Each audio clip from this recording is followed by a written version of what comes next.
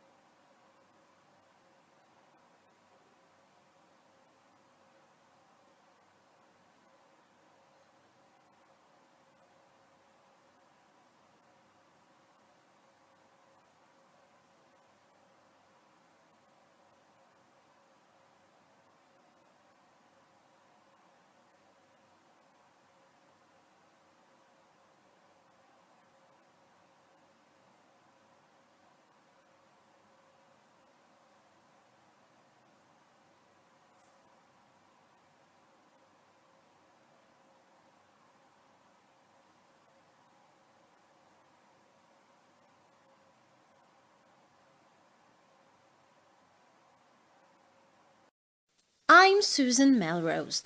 In today's lecture, you will hear about the subject that many people are curious about, dreams. Why do we dream?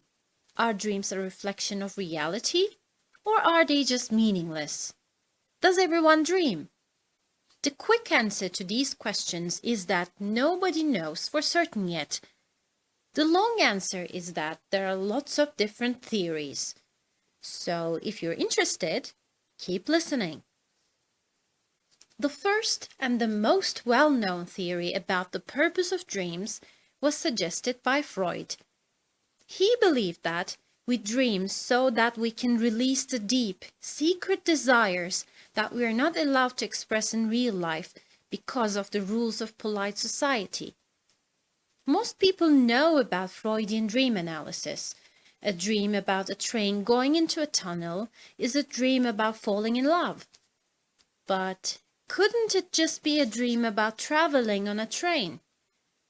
Anyway, following Freud's theory, which was suggested in 1932, another theory, the problem-solution theory, appeared in 1945.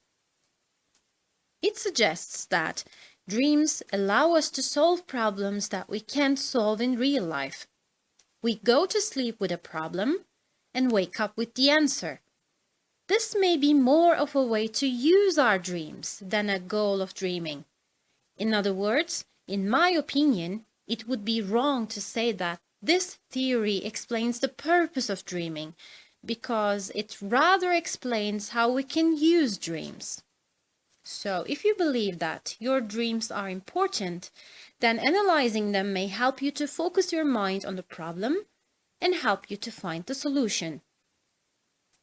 A third theory suggests that dreams are the brain's way of cleaning up the computer's hard disk, organizing the events of the day into folders, and deleting the rubbish that it doesn't want to keep. But we all know that very little of what we dream every night is concerned with what happened to us that day.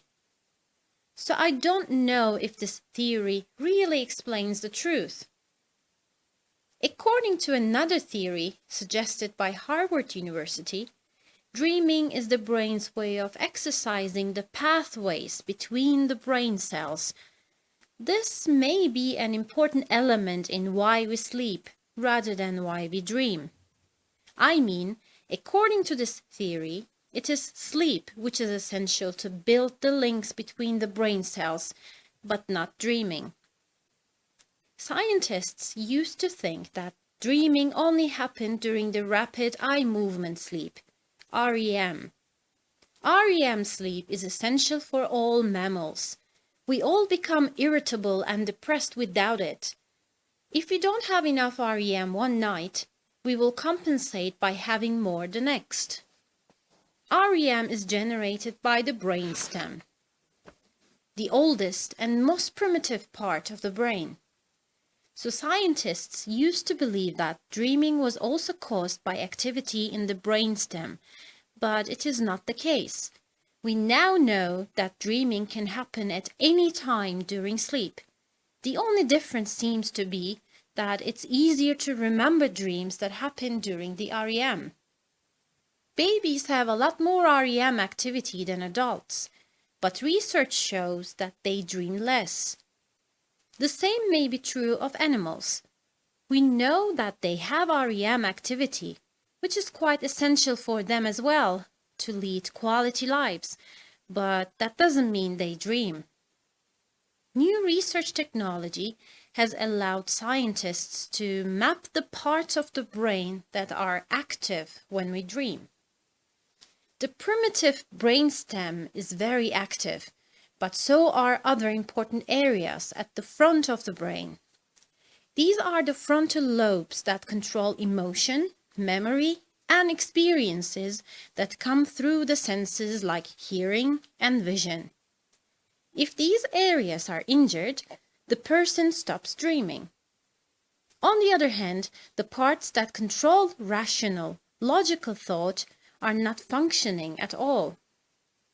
This could explain why dreams are so strange. They have no logical sequence or time, which makes them very difficult to explain to other people when we wake up. Dreams combine recent events with long past events, and our emotions while we are dreaming are often very strong. Psychologists have also done studies on people who kept dream diaries for long periods of time, even up to 50 years in some cases, and have found that what we dream is very much connected with how we think and behave when we are awake. So, an outgoing, adventurous person will have outgoing, adventurous dreams. A shy person will be a shy person in her dreams. People who are important to us will often be in our dreams, and the same is true for the things that worry us or make us happy.